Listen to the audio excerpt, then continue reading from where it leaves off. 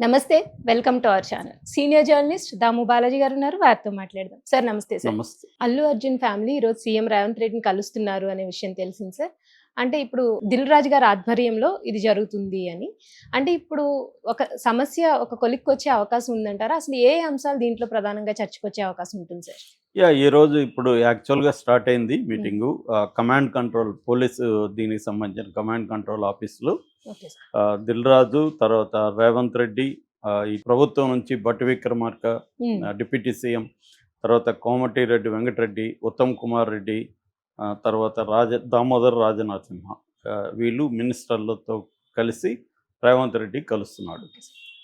యాక్చువల్‌గా నిన్ననే కలవాల్సింది. నిన్న మెదక్ చర్చ్ ప్రోగ్రామ్ ఉంది రేవంత్ రెడ్డికి. అందుకని ఈరోజు ఇప్పుడు 10 గంటలకి మీటింగ్ స్టార్ట్ అయినట్టు చెప్తున్నారు. ఇటు సినిమా రంగం నుంచి దిల్ రాజు, వెంకటేష్, అల్లు అరవింద్, తర్వాత సినిమా ఇండస్ట్రీకి సంబంధించి ఒక 36 మందితో కమిటీ లాగా ఫామ్ చేసి దీనికి హెడ్గా చిరంజీవిని పెడుతున్నట్టు కూడా చెప్తున్నారు. ఎందుకంటే దిల్ రాజుకి చిరంజీవి అంటే కొంత రెస్పెక్ట్ అది ఉంది. చిరంజీవి కూడా బ్యాలెన్స్గా ఉంటాడు కాబట్టి ఆయన్నే పెద్దరికంలో పెట్టి, సో ఆయన ఆధ్వర్యంలోని మాట్లాడేట్టుగా దిల్ రాజు ప్లాన్ చేస్తున్నాడు.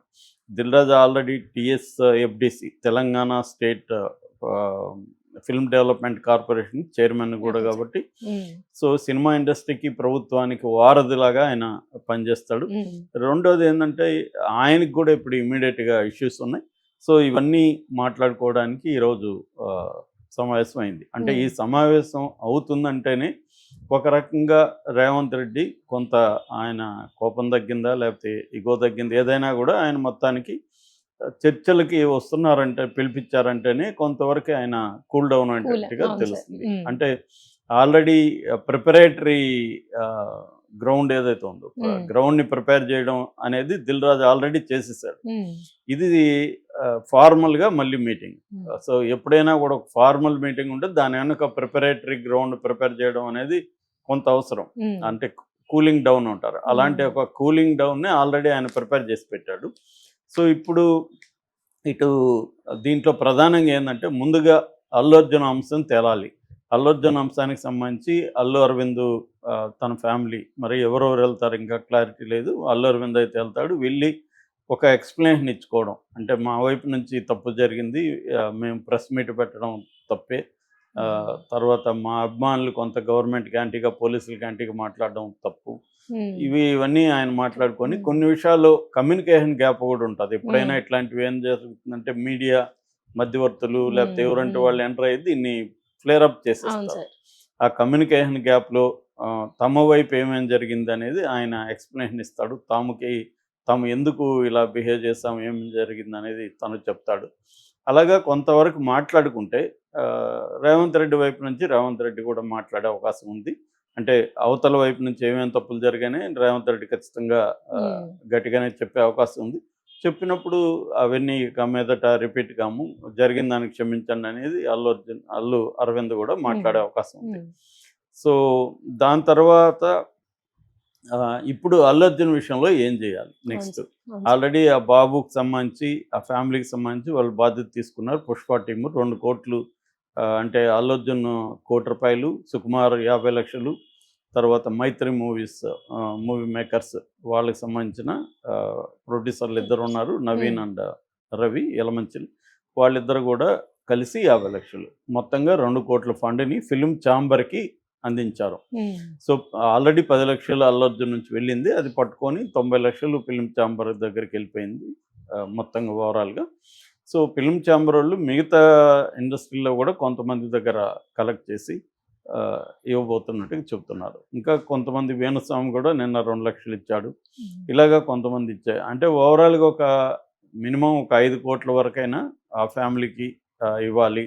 ఎందుకంటే ఎడ్యుకేషన్కి ఒక ట్రస్ట్ లాగా ఏర్పాటు చేసి ఆ పిల్లల ఎడ్యుకేషన్కి వాళ్ళకి ఎంత క్వాలిటీ ఇన్స్టిట్యూట్లో చదువుకున్నా దానికి సరిపోయే మనీని వాళ్ళకి, అట్లాగే లైఫ్కి సెక్యూరిటీగా ఉండే స్థాయిలో మనీని వాళ్ళకి అందించాలి ట్రస్ట్ లాగా పెట్టి అనేది ఇప్పుడు ఫిల్మ్ ఛాంబర్ ఆధ్వర్యంలో జరుగుతుంది. సో అదొక అంశం. అట్లాగే ఇక మీదట ప్రభుత్వం మీద కానీ పోలీసుల మీద కానీ ఎటువంటి నెగిటివ్ రాకుండా చూసుకోవాల్సిన బాధ్యత కూడా అరవింద్ ఫ్యామిలీ మీద ఉంటుంది.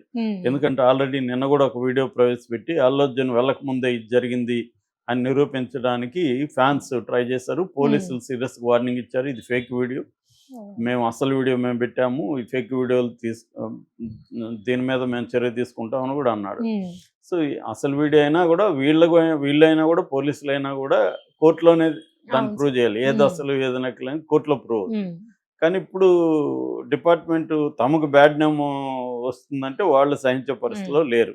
కాబట్టి ఈ ఒకవైపు మీరు తప్పు చేయలేదని మీరు నమ్మినా కూడా దాన్ని ఇక్కడ ప్రజల్లో ప్రూవ్ చేయకండి, సో మీరు కోర్టుకు వెళ్ళి చెప్పుకోండి అనేది వస్తుంది.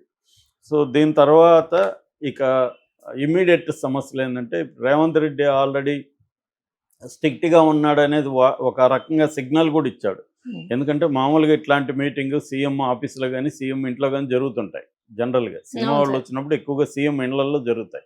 కానీ ఈయన కమాండ్ కంట్రోల్ అంటే పోలీస్ డిపార్ట్మెంట్ దీంట్లో పెట్టాడంటేనే ఐఎమ్ సీరియస్ అన్నది ఒక సిగ్నల్ ఇచ్చినట్టుగా తెలుస్తుంది. అట్ ద సేమ్ టైం చర్చలు పిలిచారంటే కొంతవరకు ఫ్లెక్సిబుల్ ఉంటుంది. అంటే నేను కొంత ఫ్లెక్సిబుల్ ఉన్నాను కానీ మీరు అనుకునేంత ఉండదు అనేది రేవంత్ రెడ్డి చెప్తున్నట్టుగానే మన అర్థం అవుతుంది. సో దాని తర్వాత ఆల్రెడీ ఆయన అసెంబ్లీలో 3 విషయాలు స్ట్రిక్ట్గా ప్రకటించాడు. ఒకటి బెనిఫిట్ షోలు ఉండవు, 2 ప్రత్యేకమైన షోలు అంటే నెంబర్ ఆఫ్ షోలు మామూలుగా నైట్ నుంచి లేకపోతే అర్లీ మార్నింగ్ 4 నుంచి షోలు వేసుకోవచ్చు, అటువంటివి ఉండవు. 3వది టికెట్ రేట్లు పెంచను, నేను సీఎంగా ఉండేంత వరకు ఈ 3 విషయాల్లో ఇదే ఉంటుంది అనేది ఆయన అనౌన్స్ చేశారు. ఇప్పుడు ఆయన అంత ఓపెన్గా అనౌన్స్ చేసేసాడు, దానికి ప్రజల్లో మంచి స్పందన వచ్చింది రేవంత్ రెడ్డి మీద. అట్లాగే థియేటర్ ఎగ్జిబిటర్స్ అసోసియేషన్ కూడా మీటింగ్ పెట్టి మరి ఈయన అభినందించారు, ఇలాగే ఉండాలని చెప్పారు. ఈవెన్ ఆంధ్రప్రదేశ్ ఎగ్జిబిటర్స్ అసోసియేషన్ కూడా రేవంత్ రెడ్డిని అభినందించారు. సో ఈ స్థాయిలో ప్రజల్లోకి వెళ్ళిపోయినాక ఇప్పుడు ఆయన వెనక్కి రాలేడు. దిల్ రాజుకేమో 3 సినిమాలు ఉన్నాయి. ఒకటి గేమ్ చేంజర్ రామ్ చరణ్ది, 2వది మన వెంకటేష్ది సంక్రాంతికి వస్తున్నాం, 3వది డాకు మహారాజ్ బాలకృష్ణ. ఈ 3 సినిమాలు సంక్రాంతికి వరుసగా రిలీజ్ అవుతున్నాయి. ఈ 3 సినిమాలకు కానీ benefit show and number of షోలు తర్వాత టికెట్ రేట్లు పెంచుకోకపోతే దిల్ రాజుకి కనీసం 30-40 కోట్లు లాస్ వచ్చే అవకాశం ఉంది. ఆల్రెడీ దిల్ రాజు ఇబ్బందుల్లో ఉన్నాడు. ఒక్క గేమ్ చేంజరే 500 కోట్ల పైన ఖర్చు అయిపోయింది, దాదాపు 1 year ఆలస్యం అయిపోయింది. సో ఇదంతా ఇబ్బందులు. సో ఈ ఇబ్బందుల్లో రేవంత్ రెడ్డి అనౌన్స్ చేసేసి ఇప్పుడు నెగిటివ్ వచ్చింది. దీన్ని వెనక్కి తీసుకుంటారా లేదో తెలియదు. ఆల్రెడీ దిల్ రాజు అందుకోసం ఏం చేస్తాడంటే ఇవన్నీ దిల్ రాజుకి ముందే ఐడియా ఉంది కాబట్టి ఆయన ఒక 36 మందితో సినిమాలో ప్రముఖుల అందరితో అన్ని సెక్టర్స్ని రిప్రజెంట్ చేసే విధంగా 36 మందితో ఒక కమిటీ లాగా ఫామ్ చేసి ఆ కమిటీకి అధ్యక్షుడుగా లేదా కన్వీనర్గా చిరంజీవిని పెట్టి వాళ్ళు ఒక ప్రపోజల్ రెడీ చేశారు. ఈ ప్రపోజల్ ఏంటంటే రేవంత్ రెడ్డి తన ఒక ప్రతిజ్ఞలాగా ఆయన చేశాడు కాబట్టి ఇప్పుడు దాన్ని మళ్ళీ వెనక్కి వెళ్ళమని వీళ్ళు అడగలేరు.